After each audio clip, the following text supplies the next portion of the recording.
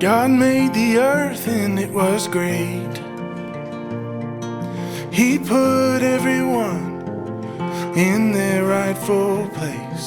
But people filled the world with hate instead of love. So to start again, God would send a flood. Well, Noah was a friend of God, and he trusted him with all of his heart.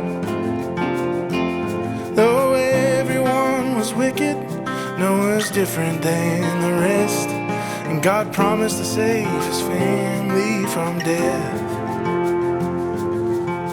God said the storm was on its way,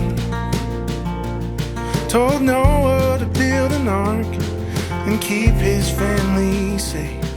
Well, all the people mocked him and they laughed in his face, but he just kept on nailing those boards in place. Well, Noah was a friend of God, and he trusted him with all of his heart. Though everyone was wicked, Noah's different than the rest, and God promised to save his family from death. God told the animals to get on board, so 2 by 2 they went and scurried through the door.